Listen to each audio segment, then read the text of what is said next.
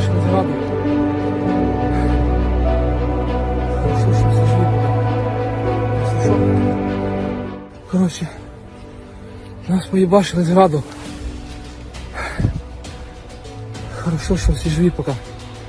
Якщо що, мама, папа, я вас люблю, все буде нормально.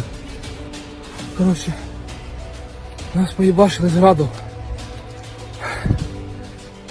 Хорошо, що всі живі поки. Якщо що, мама, папа, я вас люблю, все буде нормально.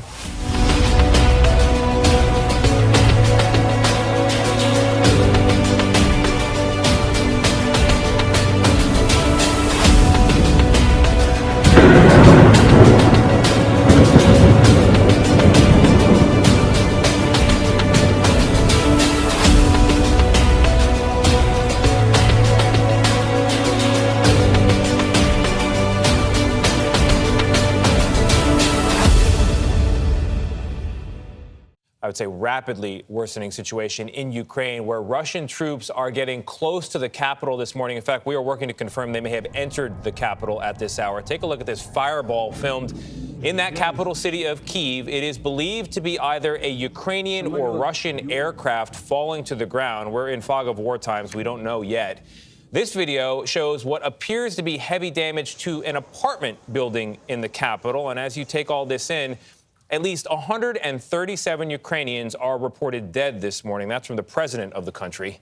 Russian forces have also taken over the defunct Chernobyl nuclear plant, an area that is still heavily contaminated from that accident 35 years ago. We have team coverage on this, but we're going to begin with Charlie D'Agata in Kyiv. Charlie, good morning. Good morning. Residents here woke up to air raid sirens this morning, if they got any sleep at all. We heard huge explosions start around 4 a.m., one just a few moments ago. Now, the Ukrainian Defense Ministry said Russian reconnaissance troops had reached parts of the city in the north, just a few miles from the city center itself. Explosions lit up the city skyline overnight.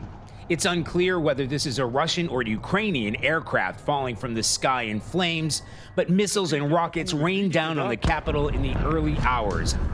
A shattered apartment block in the city, proof of the indiscriminate strikes that pounded residential neighborhoods. My mother screaming, wake up, wake up. I'm waking, all in the dust, screaming. At first light, the Ukrainian president told his people what they already knew. At 4 a.m., Russian forces launched missile strikes, he said. They say civilian objects are not a target for them. This is a lie.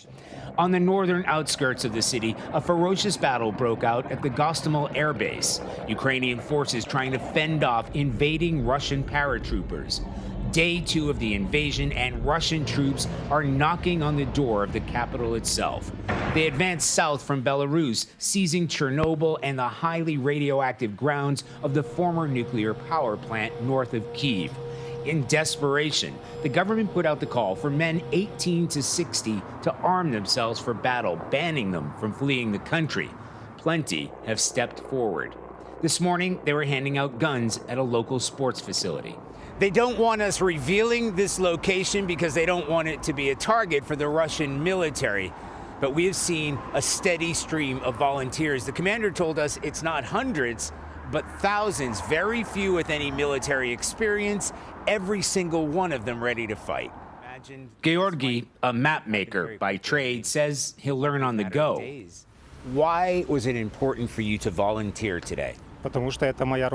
This is my country, he said. I have a family. I have a duty to protect my family and my country.